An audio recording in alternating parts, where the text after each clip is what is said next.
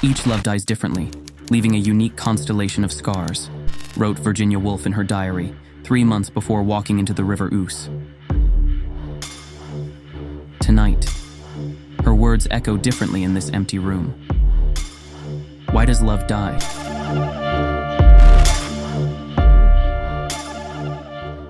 The question haunts me at 3 a.m., steam rising from another untouched cup of coffee. The city humming its mechanical lullaby outside my window. We write volumes about love's beginnings, but its endings, its slow or sudden deaths, these we wrap in silence. I'm Alexander Graves. This is Vertigo. And tonight I've been turning over a question in my mind. Not in the way you'd mull over a riddle, but in the way a song lingers long after the music stops. It's about love, not how it begins, but how it ends, or if it ever truly does. Like a melody etched into silence, love leaves traces that seem impossible to erase. And these traces have been haunting me, because maybe I'm asking the wrong question. It's not about why love dies, because maybe it doesn't. The record player skips on that same scratch, the one you made when you stumbled that New Year's Eve. Dancing to Joy Division. Love will tear us apart. The needle catches, repeats. Tears apart. Tears apart. Like a prophecy carved in vinyl. But even torn, it remains. You know what's strange about loss. It's not the big things that undo you. Not the empty closet. Or the single toothbrush in its holder. It's how everything becomes a relic of permanence. The muscle memory of reaching for your hand in crowds. The phantom buzz of texts you'll never send. The way certain songs become forever yours. These aren't signs of love's death. They're proof of its persistence.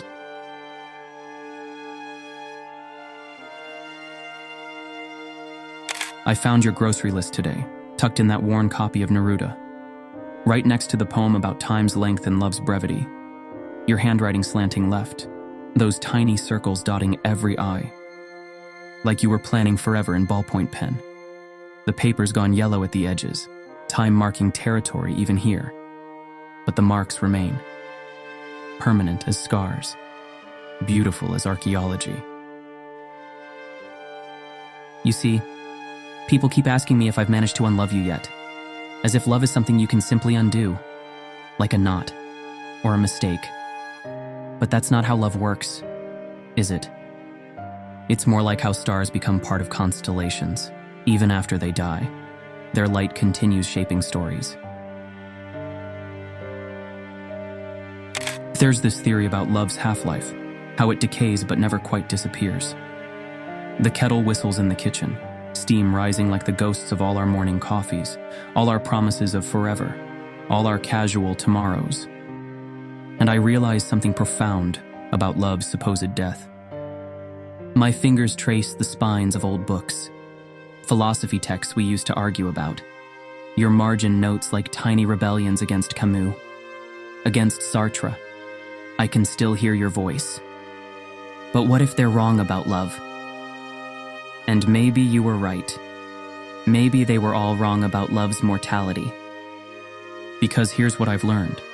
Every love becomes part of your architecture, like rings in a tree, like layers of a pearl, each one making you larger, more complex, more capable of containing contradictions.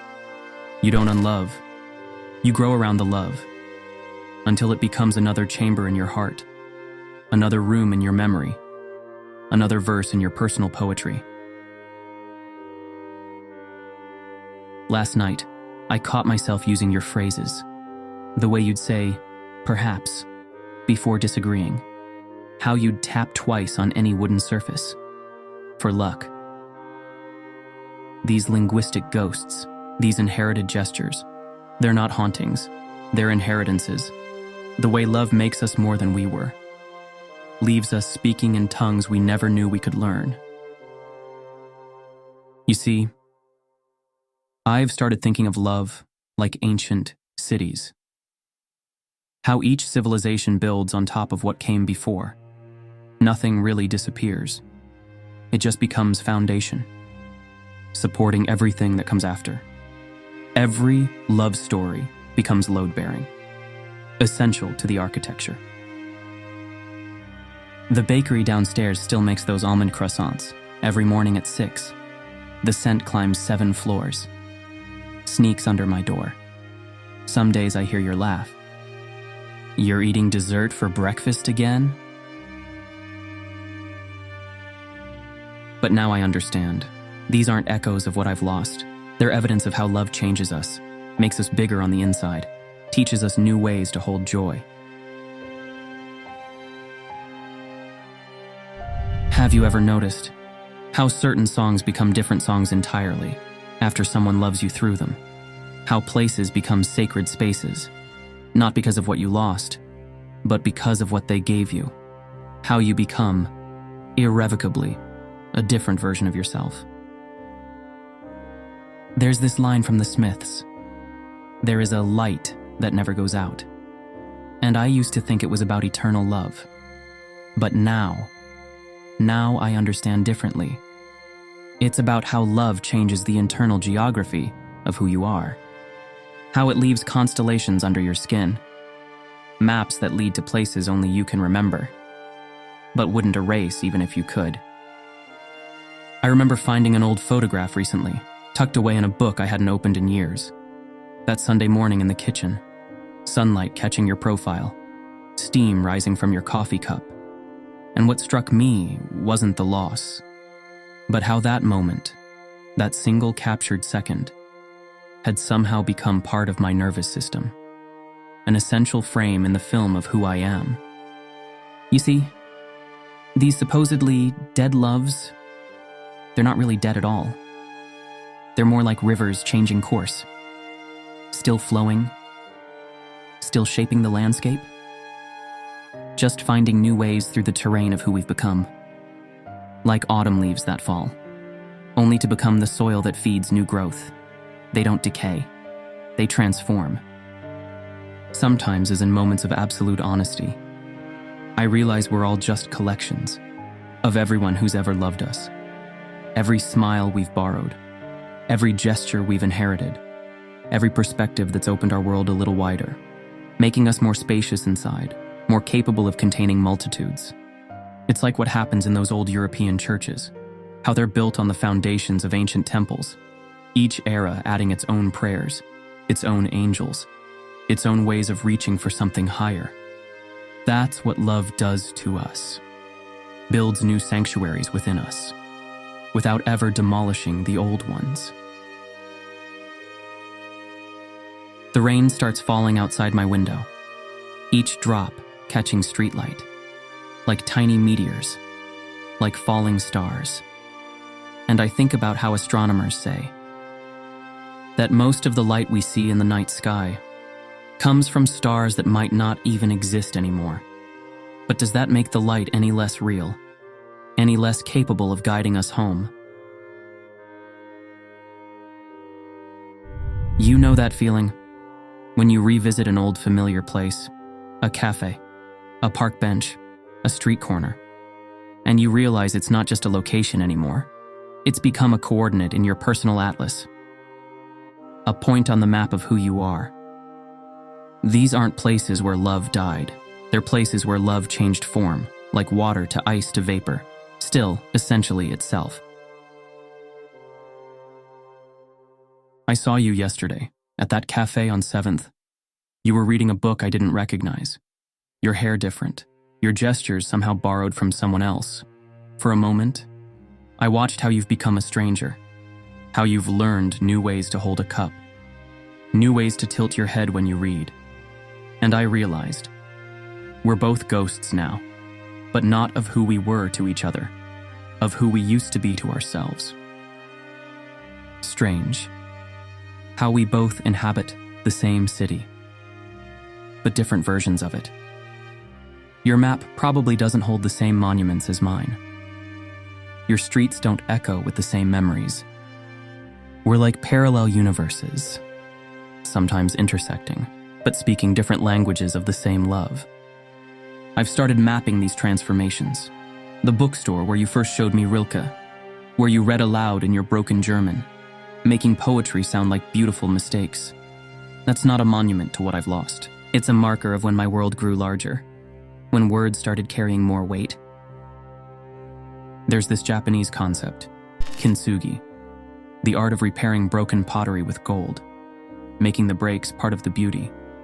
Maybe that's what love does. Doesn't leave us broken, but reformed. Our fault lines filled with gold, every crack illuminated by what it taught us.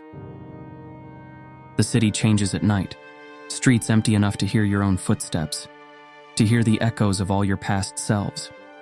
Baudelaire wrote that, "The form of a city changes faster than the human heart." But standing here, in these streets that knew us, I wonder if he was wrong. If perhaps the heart changes faster, deeper, more completely, while the city just watches, holds space for our transformations, each corner marking another version of who we used to be. Last week, I found myself in our old neighborhood, that tiny Italian restaurant, where the owner still remembers how you always ordered off menu, still asks about you, and I realized, these aren't memories I need to erase. They're proof of how love writes itself into the world, how it makes everything it touches more storied, more alive. The subway still stops at our old station, where we used to meet after work. Platform 4, always slightly too cold, even in summer. Now I understand why poets write about stations. These places of constant departure and arrival, like love itself, nothing ever really leaves. It just boards different trains, heads toward new horizons. There's a theory in quantum physics about how particles can exist in multiple places at once. Maybe that's what happens to love. It doesn't disappear. It just exists everywhere. In the coffee shop where we first met, in the park where we last spoke, in every place your laughter ever echoed, the whole city becoming a quantum map of what transforms but never ends. Last night, I walked our old routes backwards, starting from the end, working my way to the beginning, as if I could decode some hidden message in our geography. And maybe I did. Because I realized, these streets aren't a museum of what's lost. They're a living document of how love makes every place it touches somehow more real, more significant, more saturated with meaning. Even the graffiti on that wall you loved, the one that made you stop and take a photo every time it changed, it's still there. Different now. Layer upon layer of new art. But isn't that perfect? Isn't that exactly what love does? Keeps painting over itself, never quite hiding what came before. Just adding new colors, new shapes, new ways of being beautiful. You know what time doesn't tell you about love. How it settles into your bones, like calcium, like memory, making you stronger in the broken places. I used to think time healed by erasing. Now I know it heals by embedding, making each love a fossil, a precious stone. Pressure and patience turning pain into something that shimmers. My coffee tastes different now, not because I've changed brands, but because my palate remembers yours. How you taught me to appreciate the bitter notes. That's where the story lives, you'd say. And isn't that just it? How love changes us in these permanent ways. Not like a storm, but like evolution. Subtle, unstoppable, completely transforming. Time moves like honey in winter, thick with memory. It weeps in my heart as it rains on the town. Verlaine knew this feeling. This way time drips slowly when saturated with love, when each moment weighs more than it should. Today I counted the ways love has made me more. Your borrowed philosophies, living in my questions, the way I now pause before decisions, looking at all angles, like you taught me. Perhaps Verlaine was right about the weight of memory. how time saturates every moment with love's afterimages. But Jung understood something deeper. The way these memories carve new rooms in our minds, expanding us, changing how we see the world. Maybe that's why we can't unlove. These rooms don't disappear when love ends. They become part of our interior architecture, housing memories, dreams, all the different selves we've been. And maybe that's what time does. It doesn't heal by erasing. It heals by embedding, by turning love's fractures into foundations, by making us larger, more intricate, more alive with meaning. There's this old vinyl record shop downtown where you first played me Nina Simone. Wild as the wind, crackling through vintage speakers.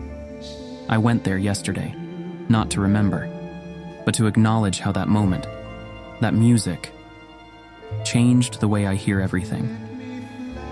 How love doesn't just alter the past, it retunes the future. Some physicist once said, energy cannot be destroyed, only transformed. Maybe that's what we get wrong about love's supposed death. We keep looking for endings, when we should be studying metamorphosis. How each love becomes potential energy, stored in our atoms, ready to become something new. The moon hangs low tonight, like a memory caught in the city's eyelashes. And I'm thinking about how we return, not to love's wreckage, but to its renovations, like ancient cities built on ancient cities, each layer more complex than the last, more honest about what remains. You see, I used to believe in the poetry of endings, the beauty of things falling apart. But now I understand something different. How each love creates its own gravity, its own laws of physics. We don't orbit around what we've lost. We orbit around what we've become. The night spreads out across the city, and somewhere, a piano plays through an open window. Someone practicing Satie's gymnopédies, making the same beautiful mistakes you used to make. And I realize, every love we've ever felt is still playing somewhere in the universe, still moving planets, still shifting tides. Here's what I know now about love's supposed death. It's not a funeral. It's a transfiguration. Not a tomb, but a translation. From one form of being into another. Each love making us more fluent in the language of existence. Look, the sun is rising now. Light catching the edges of buildings, like pages in an illuminated manuscript. And maybe that's the real miracle. Not that love survives, but that it makes survival more beautiful, more worthy of our attention, more deserving of our wonder. Strange, how we've come full circle. The coffee's cold again, but now I understand something about love, about its supposed death, about the impossible art of unloving. You see, we're asking the wrong question. When we ask why love dies, when we search for ways to unlove, to undo, to return to some imagined state of before, it's like trying to step in the same river twice. Impossible. Not because the river changes, but because we do. Each love writes itself into us, like tree rings, like geological strata, like the subtle way cities sink into their foundations, making every present moment deeper, richer, more layered with meaning. The cup of coffee isn't just a cup anymore. It's a history, a testament, a small cathedral of ordinary moments made sacred by memory. I think about what Rilke wrote. No feeling is final. But maybe he wasn't talking about feelings ending. Maybe he meant they keep going, keep changing, keep teaching us new ways to be alive, like light from distant stars, still traveling, still telling stories, still making constellations possible.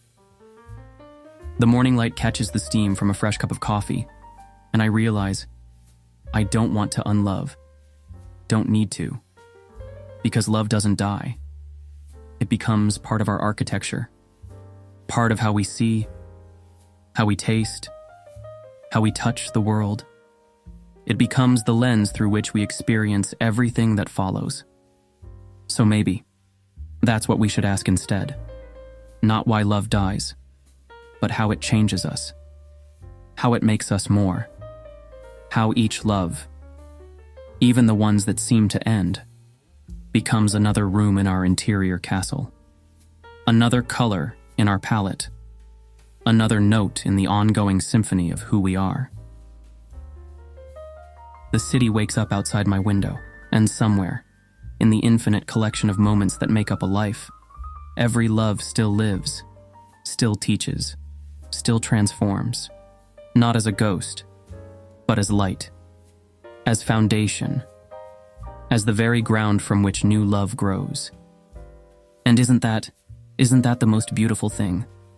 That we never have to unlove at all. We just have to learn how to carry, how to build, how to become. The sun rises fully now. Another day begins. The baker downstairs starts his morning ritual, and the scent of fresh bread rises, like a prayer, like memory, like love itself. You know, they say time heals all wounds, but maybe it's not time that heals. It's what time reveals. How each love doesn't end, doesn't die, but becomes part of the lens through which we see everything else, forever altering our perception, making the world deeper, more intricate, more alive with meaning. I look at my cold coffee cup, steam long gone, and I think about Virginia Woolf's words again. Each love dies differently. But now I understand. She got it wrong. Love doesn't die at all. It evolves, transforms, becomes something else, something more. Tonight, I'll make another cup of coffee, and maybe, just maybe, I'll let it stay warm, because some things, like love, like memory, like the way certain songs always make us dance, don't need to change, don't need to end, don't need to be anything other than what they are. Permanent constellations in our personal sky, guiding us home, again and again. And isn't that the most profound truth about love? Not that it dies, not that it ends, but that it makes us infinite, makes us eternal, makes us more than we ever thought we could be. The city hums its morning song, and somewhere, in the infinite collection of moments that make up a life, every love still lives, still teaches, still transforms, not as a ghost, but as light, as foundation, as the very ground from which we continue to grow. Because in the end, love doesn't die. We just become large enough to hold it all. The joy, the pain, the transformation, everything it made us, everything it's still making us become.